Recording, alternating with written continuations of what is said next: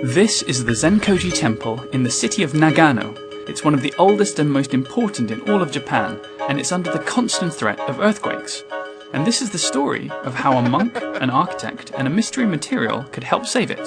Here's our monk, Suryo Wakaomi, and he can get the story started, as long as he keeps it brief. 3分ぐらい。Even shorter? もっと短く、わかりました。はい。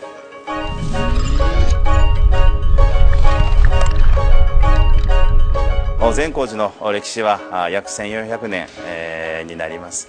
年間約600万人の方が訪れていただくこのお寺ですけれども、何度か大きな地震に見舞われています。The worry is that one of the 1,500 earthquakes that hits Japan each year could destroy all that history in an instant.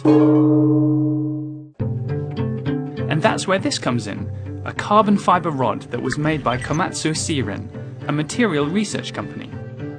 Here's Shizuka Haga holding 15 meters of it. It weighs only 1.4 kilograms.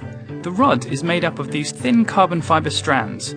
The strands are twisted into 6 tight bundles and wrapped in a special thermoplastic resin, that's the white stuff. This braiding technique is actually borrowed directly from an ancient method of braiding used in making a kimono.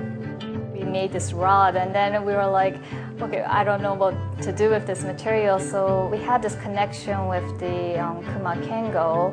Enter our architect. I'm Kengo Kuma, the architect based in Tokyo. Kengo is designing the 2020 Olympic Stadium, and he was actually just in an earthquake. I was watching TV 2 in the morning, and suddenly earthquake came to Tokyo. Okay, Kengo, you've got this new carbon fiber rod. What was your first thought? The first thought is, it looks weak. But he tested it, and soon realized it was just the thing he was looking for. Kengo's idea was to retrofit a building using the rods, making it, he hoped, earthquake-proof. He attached the rods to the outside of a building. He put them on the inside too. He stuck them next to the windows, through the stairwells. He strung them from the roof to the ground.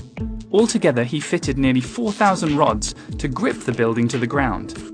The idea being, if an earthquake causes the building to shift from left to right, the rods stretch and pull it back in the opposite direction, preventing the building from shaking itself to smithereens. The main structure is still concrete, but the impression from the building is very similar to the fabric. Flexibility and softness is a real strongness.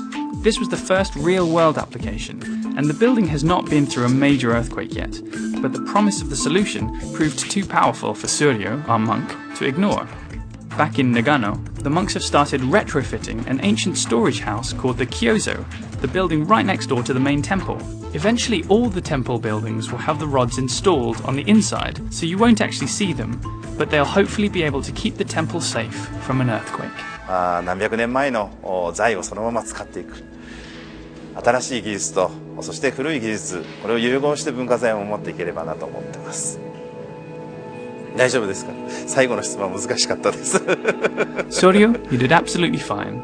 We overran a bit, but I think that's my fault.